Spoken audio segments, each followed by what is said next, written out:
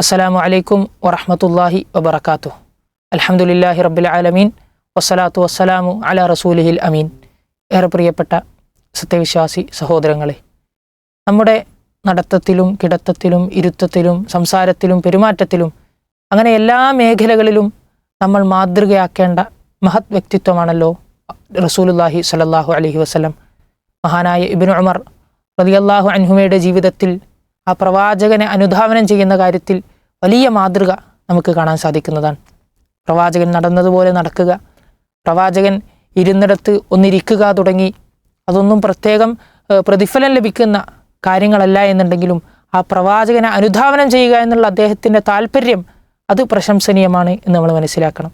അത്തരത്തിൽ നമ്മുടെ ഇരുത്തത്തിൽ നമ്മൾ പാലിക്കേണ്ട ഒരു മര്യാദയാണ് റസൂലുള്ളാഹി സ്വല്ലല്ലാഹു അലൈഹി വസല്ലമ. ഒരിക്കൽ ഒരു മനുഷ്യൻ തൻ്റെ ഇടത് കൈ പിറകിൽ കുത്തിയിരിക്കുന്നത് കണ്ടപ്പോൾ പ്രവാചകൻ അദ്ദേഹത്തോട് ചോദിച്ചു, അത്തഖുഉദു ഖിഅദത്തൽ മഗ്ലൂബി അലൈഹിം, നിങ്ങൾ കോപിക്കപ്പെട്ടവരുടെ ഇരുത്തം ഇരിക്കുകയാണോ? അതായത് ജൂതന്മാരിരിക്കുന്നത് പോലെ ഉള്ള ഇരുത്തമാണിത്, അങ്ങനെ ഇരിക്കാൻ പാടില്ല എന്ന് പ്രവാചകൻ അവിടെ വെച്ച് പഠിപ്പിക്കുകയാണ്.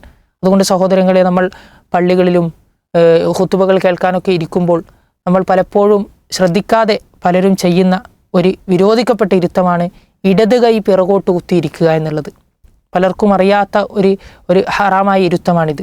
എന്നാൽ നേരെ മറിച്ച് രണ്ട് കൈയും പിറകോട്ട് കുത്തിയിരിക്കുന്നതിനോ വലത് കൈ പിറകോട്ട് കുത്തിയിരിക്കുന്നതിനോ കുഴപ്പമില്ല എന്ന് ഈ ഹദീസിനെ വിശദീകരിക്കുന്ന വേളയിൽ പണ്ഡിതന്മാർ നമുക്ക് പഠിപ്പിച്ചു തരുന്നുണ്ട്.